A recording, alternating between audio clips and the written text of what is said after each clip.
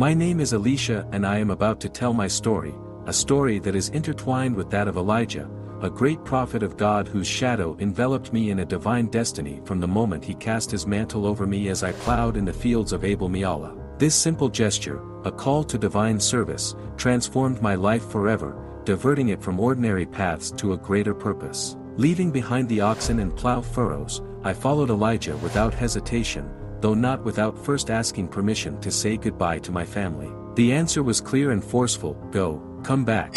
What have I done to you? I understood that my call was irrevocable and that I had to follow the prophet without looking back. With an improvised sacrifice of the yoke of oxen, I began my journey to an unknown destination, trusting in God's will and Elijah's guidance. The years I spent at Elijah's side were years of learning and preparation, a school of faith and service where I witnessed miracles and wonders that confirmed God's faithfulness and power. Elijah was a man of ardent faith, whose courage and conviction inspired respect and admiration in all those around him. His confrontation with the Baal prophets on Mount Carmel was a high point, a moment when God's power was dramatically manifested and the people of Israel recognized the supremacy of the true God. But among all the moments I shared with Elijah, the most memorable was the day of his departure. With the certainty that his time on earth was coming to an end, Elijah asked me to stay while he made various journeys. At each stage of this journey, the sons of the prophets warned me of my master's impending departure, but I was determined not to leave him. Finally, we arrived at the Jordan River, where Elijah divided the waters with his mantle and we crossed on dry ground. Before his departure,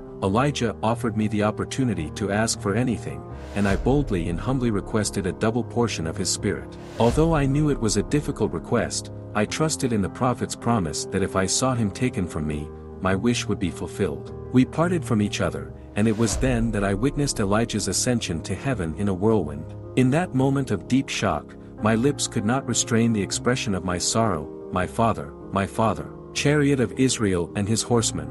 However, his departure marked the beginning of my own journey, a journey filled with reflections on the extraordinary events I witnessed and on the road I was now to travel. Taking the garments that belonged to me, I tore them in two parts as a symbol of mourning and also as an act of deep contemplation. With Elijah's mantle now on my shoulders, I felt the weight of an immense responsibility but also the incomparable privilege of carrying on his legacy. This mantle was not simply a garment, but a constant reminder of my calling to serve God and his people with total devotion and dedication. Each miracle performed by Elijah echoed in my mind, reminding me not only of divine power, but also of God's compassion and justice. Now, it was my turn to continue that journey, to be a channel through which God's love and mercy could flow to those in need. I trusted that, as with Elijah, God would be at my side in every challenge I faced, guiding me with his wisdom and strength. However, I also recognized my own humanity and the doubts and fears that accompanied it. I knew that true strength lay in recognizing my dependence on God,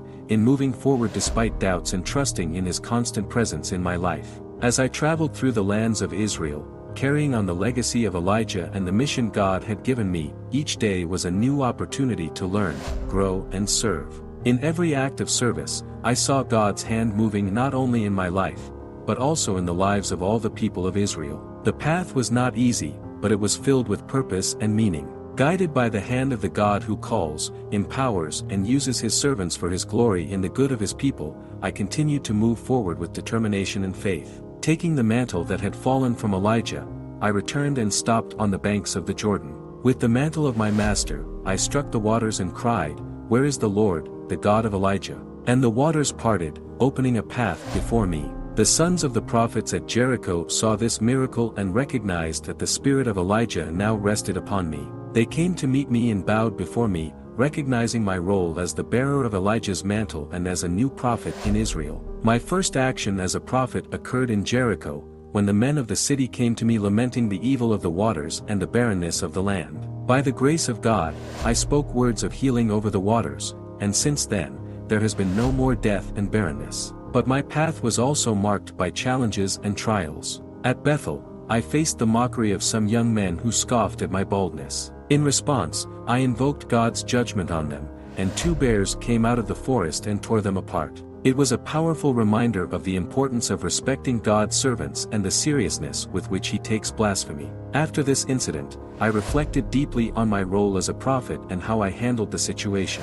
I recognized the importance of balancing justice with compassion, and to always seek God's guidance in every word and action. My ministry continued with numerous signs and miracles, including the return to life of the Shunammite woman's son. This miracle reminded me of God's power and compassion, as well as the importance of unwavering faith. But in the midst of all these experiences, I realized that my task was not to understand all of God's ways, but to trust them and serve faithfully, regardless of the outcome.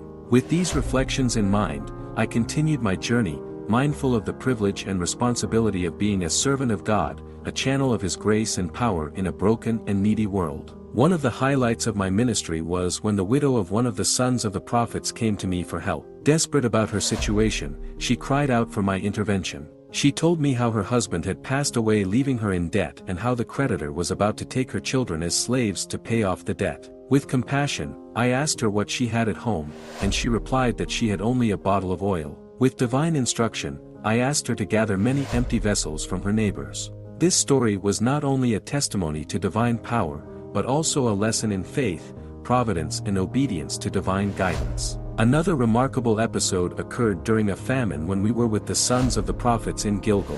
While we were preparing a broth to feed everyone, one of the young men picked wild herbs, including wild gourds, which unbeknownst to him were poisonous. Prompt intervention and divine guidance transformed what could have been a tragedy into a blessing, once again demonstrating God's provision and care even in times of scarcity. In addition, there was a time when a man brought loaves of the first fruits for the sons of the prophets. Although it seemed insufficient to feed 100 men, I trusted in the word of the Lord and ordered it to be distributed among the people.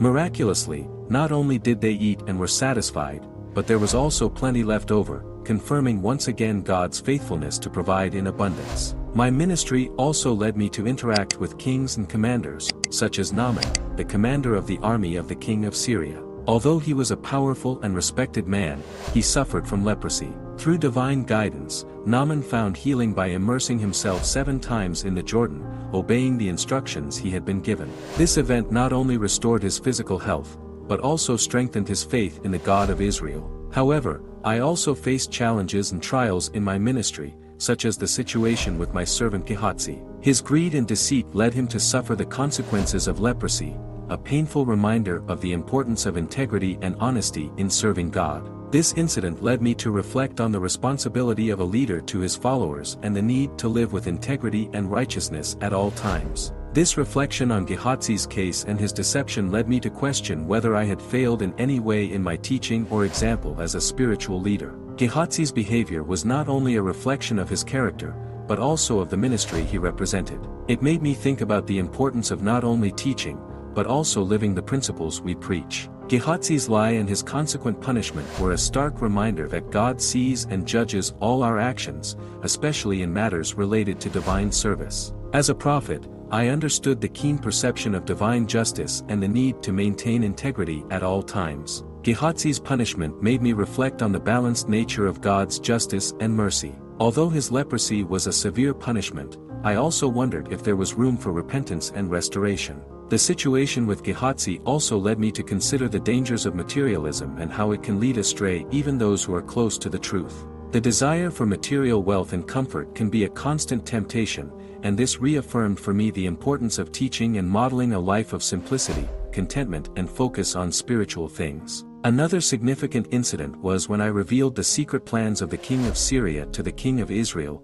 thus thwarting his ambushes. This event demonstrated God's omnipresence and power, as well as the importance of trusting Him in all circumstances. It also reminded me of the responsibility I had as God's servant to guide and protect those under my care. In addition, the siege of Samaria by the Syrian army and the famine that followed were times of great despair. The story of a woman crying out for help, even revealing acts of cannibalism, shocked the king of Israel and provoked his anger toward me. However, through divine intervention, a miraculous turnaround in the situation was foretold, leading to the recognition of God's omnipotence even in the midst of adversity. In the midst of the desolation and famine that ravaged the city, we were faced with an agonizing dilemma to remain in our shelter and face certain death, or to take the risk and seek a chance at life outside those walls. It was at that moment of decision, filled with uncertainty and fear, that I made the courageous determination to face the unknown and surrender to the enemy army. The possibility of being allowed to live was a small light of hope in the midst of the darkness that surrounded us.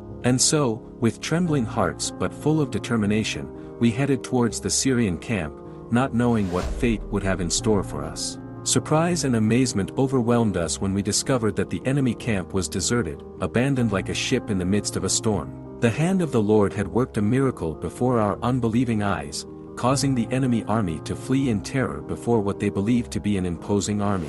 In the midst of the desolation of the camp, we found an unexpected feast: silver, gold, and garments that became a treasure that reminded us of divine generosity in the midst of scarcity. Yet we could not help but feel a shadow of conscience as we enjoyed these blessings without sharing them with those still suffering within the city walls. How could we remain silent while others languished in despair and hunger? With a heavy heart, we decided to carry the good news to the city, announcing the miraculous deliverance we had witnessed. The gatekeepers, initially skeptical, were soon forced to acknowledge the truth of our tale when they saw with their own eyes the desolation of the enemy camp. The people, upon hearing the news, were filled with joy and action, plundering the enemy camp as if it were a newly discovered treasure. However, in the midst of the celebration, we could not help but reflect on the divine justice that manifested itself in every turn of events. The death of the unbelieving officer, though tragic, was a somber reminder that God's words never fall on deaf ears, but are always fulfilled, whether in blessing or judgment. His fate was a demonstration of the seriousness with which God regards unbelief and disdain for His word. And so, as we celebrated our deliverance, we also reflected on the transience of human life and the eternity of God's words. The officer's life had come to an end, but the words he had dismissed as vain continued to resonate with an eternal truth. In the midst of these reflections, we remember the life and legacy of Elisha, whose impact continued to resonate even after his departure from this world. His example of faith and dedication inspired us to move forward, aware of the enduring power of a life dedicated to fulfilling God's purposes. And so, with hearts filled with gratitude and humility, we continued our journey as God's messengers, aware of the power of our words and actions to influence eternity. Elisha's story reminded us that while our lives may be fleeting, our actions and words can have a lasting impact on the world around us. Remember to subscribe and share this video so that God's word can reach every living soul. May the peace of God be with you. Amen.